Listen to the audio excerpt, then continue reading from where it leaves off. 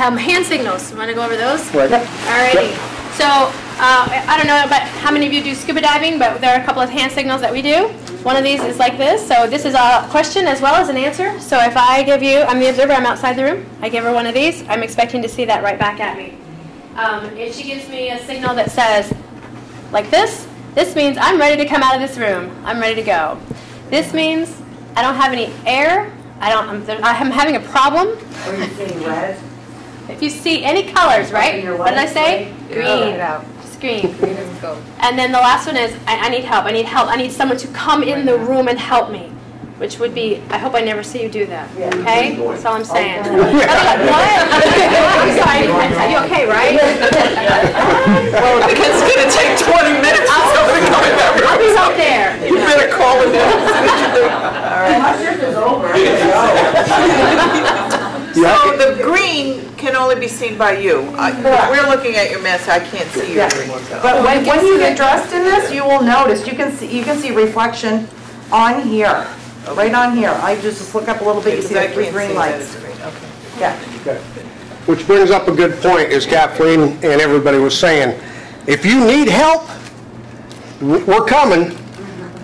But it's going to be a little while before we can get in that room. That's why we stress, if you don't feel good, if you're having trouble, before you need to come out, just let's go. We can get you out there. Because as you're going to see later on as we take the equipment off or doff it, it takes even longer. And you're right, whoever said it over here, it's at least 20 to 30 minutes before somebody can get dressed and get in that room for you. Okay? And if by chance one of us or all of us aren't even on campus, it's going to take some time for us to get here. Now, I wouldn't worry too much about that because I've already been told if we stand up for an actual patient, I might as well just pack my bags and move in. So, But you did say you're going to have a buddy and an observer, so there'd be two people outside the room Right. to back you up if So you it's start 3D. to. What is that when you want somebody in there? What do you do? Oh. Right away. I need help. This is if your battery is Oh, yeah, that's if you can't breathe. Okay. if you arrest, that's a different animal altogether. There's some discussions out there along the ethical side. You mean the patient or the caregiver? No. The patient? Yeah.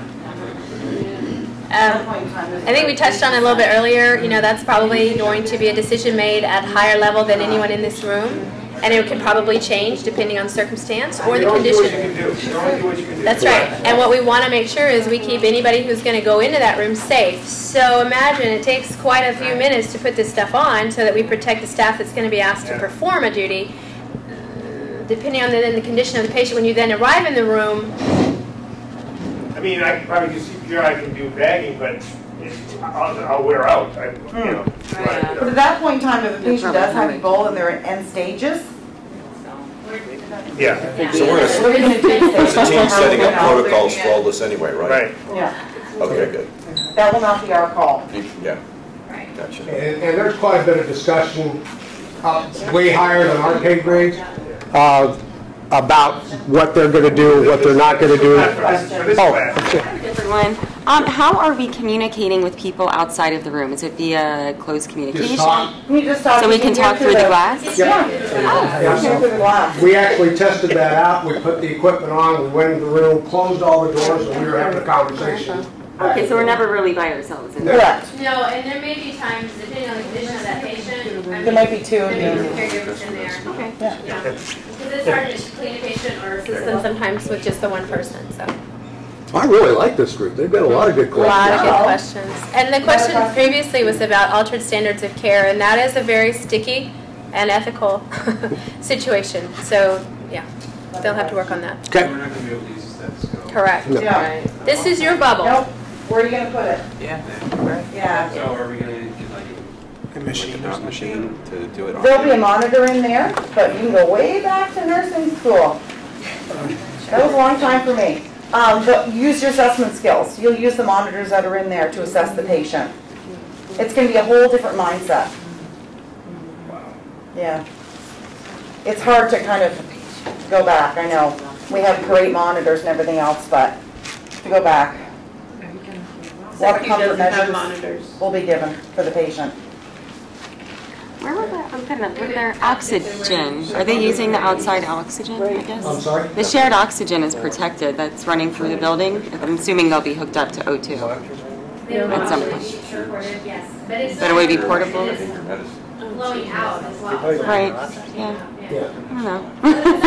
Stuff to think about. See, I like it. This group's thinking. Yep, it really is. Yep. Kathleen, what is the buddy wearing when they're helping?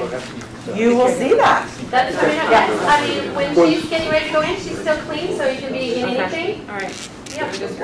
So you said we're supporting them obviously with IV fluids for dehydration. So the fluids would be just peripheral lines, we're not starting. There's been picks or discussion anything? about what type of line that would be appropriate for patient. Peripheral could be. We talked about maybe more of a central line. Yeah. The physicians are discussing what they might want to do. But again, remember the risk involved. Right, You know, that's true. right, trying to actually access that site.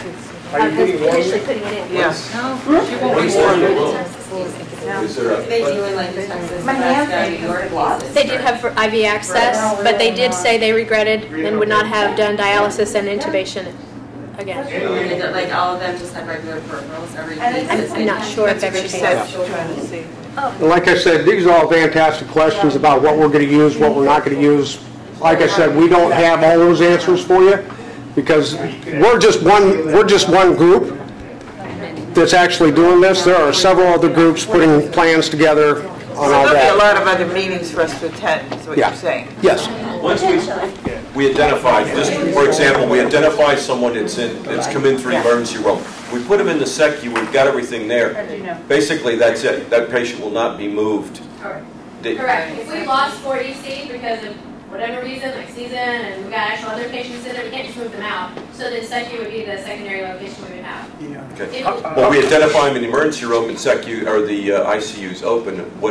How are we transporting them? We are going to, We're seizing elevator, over elevator K. So if we know, on that pulse site, there's also something called interim guidance, and it kind of walks you through step by step. If it's a known patient, what we will do as an organization, as a facility, and if it's not known, what we would do. So there's some step-by-step instructions as far as how they arrive and then what do we do with them. And then this part is what we do once we already know we have a patient here. Probably need to like clear halls and stuff to get. We'll be behind them with a bleach mop, you know. Put a mask on them and go. Yeah. Yes. But if they're known with Ebola, they don't even go through ER. They No, go right they there. go right there, Okay, before you see. Back entrance. Well, from the ambulance to the, I mean, are they isolated? EMS, I know, I haven't verified Sarasota County, but I know Hernando and Hillsborough and Marion County, they all have identified specific rescues that are usually their surplus or extra.